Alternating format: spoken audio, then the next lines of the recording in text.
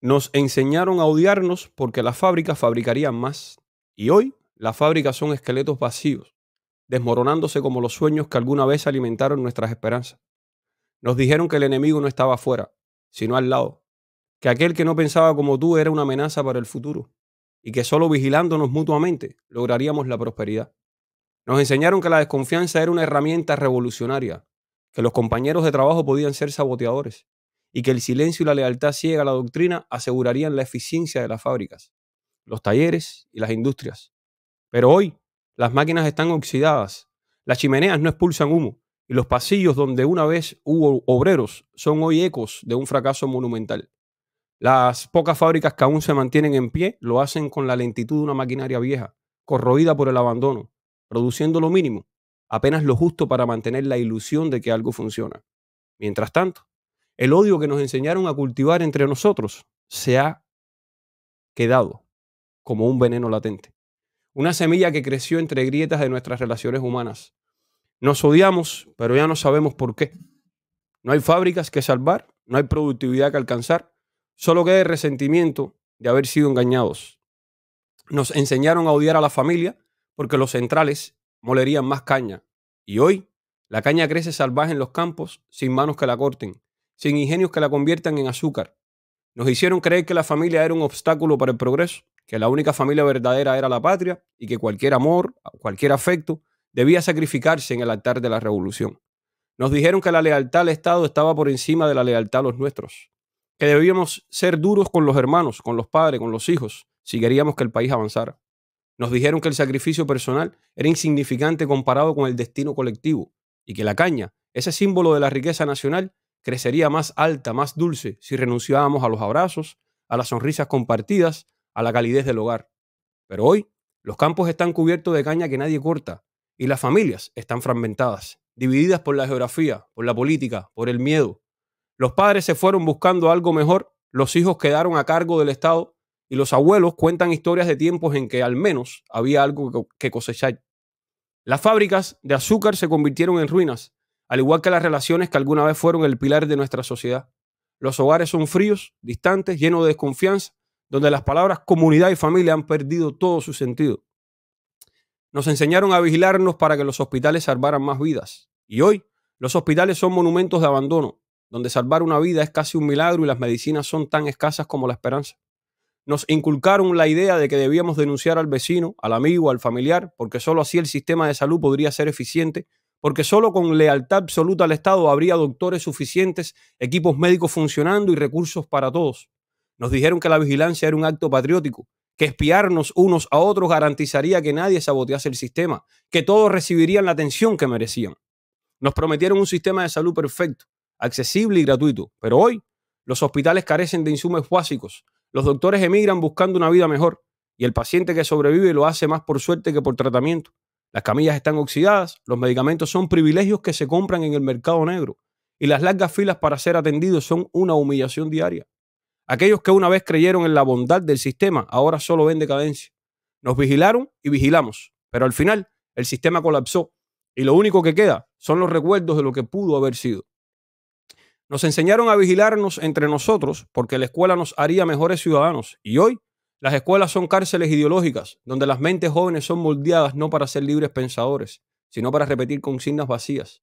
Nos dijeron que solo a través de la educación revolucionaria seríamos capaces de construir el futuro, que la vigilancia en las aulas era necesaria para evitar que pensamientos subversivos se infiltraran en nuestras mentes, que denunciar al compañero que pensaba diferente o cuestionaba lo que se enseñaba era una virtud, un acto de fidelidad a la patria. Nos enseñaron que el conocimiento estaba subordinado a la ideología, que la verdad era relativa y que solo la revolución tenía las respuestas correctas. Pero hoy, los estudiantes salen de las escuelas sin una verdadera educación, sin una comprensión del mundo, incapaces de soñar con un futuro más allá de las fronteras que les impusieron. Los maestros, agotados y mal pagados, ya no son guías del saber, sino guardianes de una doctrina que ellos mismos no creen. Y los jóvenes, desilusionados, miran al exterior, buscando en otros países las oportunidades que aquí les fueron negadas. Nos enseñaron a temer el conocimiento, a temer la libertad de pensamiento. Y ahora vivimos en una nación donde las escuelas son fábricas de obediencia, no de creatividad. Nos enseñaron a enfrentarnos para que la revolución sea inmortal. Y hoy, El único inmortal es el miedo. Nos dijeron que la lucha no era solo contra el imperialismo, sino contra nosotros mismos, que dentro de cada uno había un enemigo potencial que debía ser exterminado. Nos convencieron de que el enfrentamiento constante era necesario para preservar la pureza de la revolución, que la discordia interna era el precio de la eternidad. Pero hoy, la revolución es una sombra de lo que prometía ser, una construcción frágil, sostenida únicamente por la represión y el miedo. Mientras los líderes envejecen en sus tronos, el pueblo se divide cada vez más, enfrentado en pequeñas batallas cotidianas por recursos escasos, por ideales que ya no convencen, por supervivencia.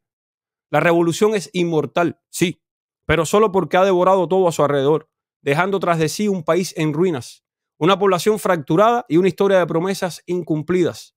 Nos enseñaron a enfrentarnos, a luchar entre nosotros, y hoy somos un pueblo dividido, sin fuerza para levantar algo nuevo. Y de todas esas enseñanzas, la última es la única que tuvo éxito. Nos enseñaron bien a enfrentarnos, a desconfiar, a vigilarnos, a odiar. Y ahora que hemos aprendido, nos exigen más. Nos exigen silencio cuando deberíamos gritar. Nos exigen obediencia cuando deberíamos rebelarnos. Nos piden sumisión mientras ellos se enriquecen y perpetúan su poder. Pero lo más desgarrador, lo más devastador, es que la mayoría obedece. Es en esa obediencia, en esa sumisión generalizada, donde radica el verdadero poder de quienes nos oprimen. La mayoría obedece no porque cree en las promesas ya desgastadas y rotas, sino porque ha sido adoctrinada en el miedo, porque ha sido educada para no cuestionar, para no soñar con una alternativa. La mayoría obedece porque el peso del sistema ha aplastado su voluntad, porque el miedo a la represión, a la exclusión, a la precariedad, ha logrado sofocar cualquier atisbo de disidencia antes de que siquiera pueda nacer. La mayoría obedece porque ha internalizado el mensaje de que cualquier intento de cambio es inútil, que la única manera de sobrevivir es no hacer olas, no levantar la voz y seguir las reglas, aunque esas reglas sean las que los condenan a la miseria y al olvido. En esa mayoría, o es esa mayoría, la que sigue el camino trazado sin levantar la vista, la que se ha convertido en cómplice involuntaria de su propio sufrimiento. Porque en cada mirada que evita el conflicto, en cada boca que permanece cerrada, en cada mano que no se levanta para cuestionar, se fortalece el yugo que los mantiene atados. Nos exigen obediencia y la mayoría lo hace sin resistirse, porque ha sido programada para aceptar su destino como algo inmutable, como si el sistema fuera una fuerza natural, una ley inquebrantable, cuando en realidad no es más que un constructo mantenido en pie por la sumisión colectiva. Obedecen porque temen lo desconocido, porque la dictadura les ha hecho creer que fuera de ella solo hay caos, desorden y sufrimiento. Les han convencido de que cualquier intento de cambio solo traerá más dolor y que la estabilidad, aunque precaria y dolorosa, es preferible a la incertidumbre. Han sido moldeados para creer que no merecen más, que no hay otro futuro posible. Y es en esa creencia donde se cimenta el poder de la dictadura. Un poder que no reside tanto en la fuerza bruta, sino en la aceptación pasiva de quienes la sostienen sin siquiera darse cuenta. La mayoría obedece porque ha sido entrenada en la desconfianza, porque a lo largo de los años el régimen ha sembrado cizaña entre vecinos, entre amigos, entre familias.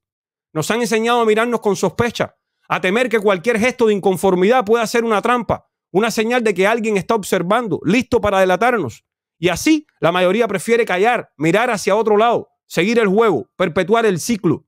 La mayoría se mantiene en silencio no porque no sienta el dolor de la realidad que lo rodea, sino porque ha aprendido que es más seguro adaptarse que resistir. Obedecen porque el costo de no hacerlo es demasiado alto, porque el sistema ha diseñado un castigo que va más allá del encarcelamiento, la represión física. Es el aislamiento, la marginación social, el ostracismo, lo que temen. Ven a aquellos que se atreven a hablar, a rebelarse y los ven desaparecer, no solo de las calles, sino de la conciencia colectiva. Los ven desprovistos de oportunidades, de redes de apoyo, y eso les aterra. La mayoría obedece porque sabe que levantar la voz no solo los expondría a ellos, sino a sus seres queridos, a sus hijos, a sus padres. Y así el ciclo se perpetúa. La obediencia de la mayoría alimenta la maquinaria opresiva, mientras que el miedo la mantiene en funcionamiento. Es en esta obediencia donde yace la verdadera tragedia. Porque si esa mayoría, que sabe en su fuero interno que algo está mal, que siente el peso del sufrimiento diario, decidiera por un momento cuestionar, decidiera no seguir las órdenes sin pensar, el sistema se tambalearía. Pero esa posibilidad, ese pequeño rayo de esperanza, se mantiene eclipsado por décadas de manipulación, de coerción, de adoctrinamiento. Nos exigen obediencia y la mayoría la entrega sin darse cuenta de que en esa sumisión es donde verdaderamente se forja el poder de quienes los someten. Es un círculo vicioso. Mientras más obedecen, más se refuerza el poder de la dictadura. Y cuanto más poder tiene, más demanda de obediencia. La realidad en que viven, esa realidad de escasez, de represión, de silencio, no es solo el resultado de la crueldad de unos pocos, sino la complicidad, aunque involuntaria, de una mayoría que ha sido condicionada a no desafiar lo establecido. Han aprendido que el compromiso es la única vía de escape, aunque en realidad solo los mantiene atrapados. Nos exigen, y la mayoría obedece, no porque sean malos, no porque lo deseen, sino porque han sido despojados de su capacidad de imaginar algo diferente, algo mejor. Han sido programados para creer que no hay más opciones, que no existe un futuro distinto al que les han impuesto. Y mientras esa mayoría continúe obedeciendo, el ciclo seguirá. La obediencia de la mayoría es la verdadera prisión en la que vivimos. No son las rejas físicas las que nos detienen, sino las mentales, las que han construido dentro de cada uno de nosotros. Nos han enseñado a obedecer, a no cuestionar, a aceptar lo que nos dan. Y así, esa mayoría sigue siendo la piedra angular del sistema, el sostén involuntario de su propia opresión.